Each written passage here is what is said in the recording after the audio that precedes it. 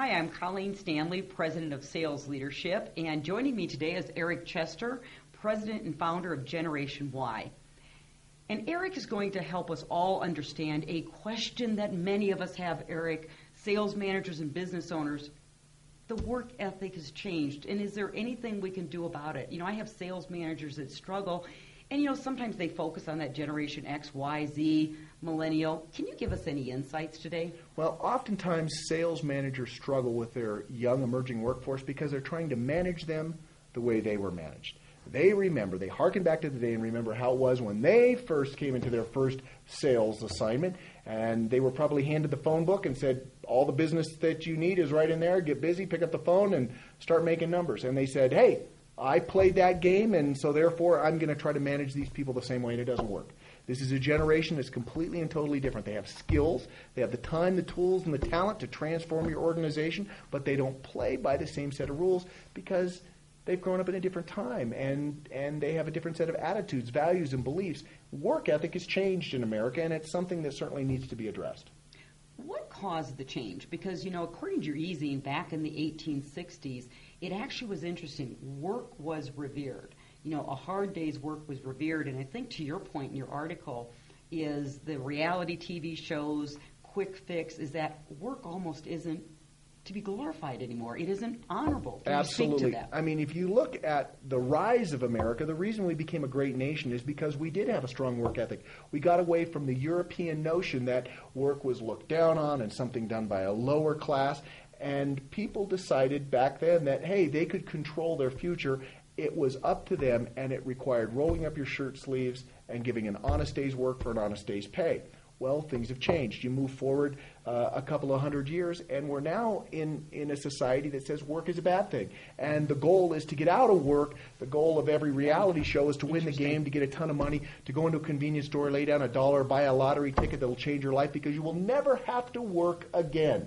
And so young kids grow up in households where they see their parents bemoan, cry about work, complain about work, try to get out of work, call in sick for work, and then we wonder, why do young people come into the workplace not really having a good, solid work ethic? So the issue is not them. The issue, as in an old cartoon strip said, I have seen the enemy, and the enemy is us. Yes, great point.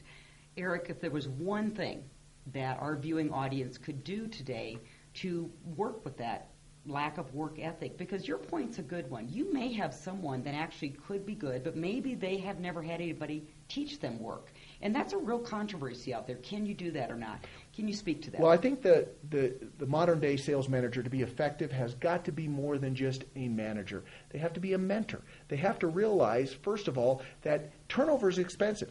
According to the Society for Human Resource Management, in a study done 5 years ago, and wages have gone up, you take a minimum wage, part-time, unskilled employee, turn them over in the workplace, that doesn't just cost you minimum wage. That'll cost your business $3,500 to replace that minimum wage, part-time, unskilled employee. So you think about it, you up the game a little bit and say, well, we pay a lot more to our people, and we train them a lot. It doesn't make sense just to, hey, they didn't perform, they've turned in a bad period, let's go ahead and fire them.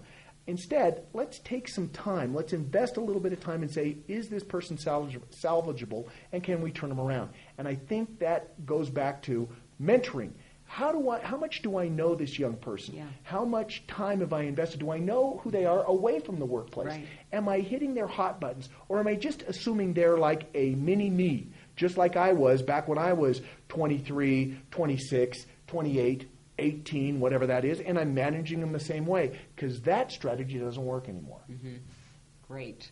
And that's a good point. When I look back on some of my best bosses, and I've been really fortunate to have good mentors, they absolutely knew what I was doing after hours, and in fact would contribute to some of that. So great point there. Eric, would you let everyone know where they could download your e-zine? It's a great article. I love the title of it. To put America back to work, we must rediscover how to work. Eric? Well, they can go to GenerationY.com, and Y is spelled W-H-Y, and why are you the boss, and why can't I have your job?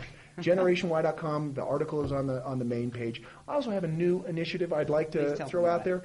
I've created a new company that's designed to affect the work ethic in America, one teenager at a time. It's called The A Game, and you can go to theagame.com, and find out how you can introduce the teenagers in your life to a program that will teach them the 7 fundamental values that every employer demands and will help that person regardless if they choose a career at McDonald's or at NASA.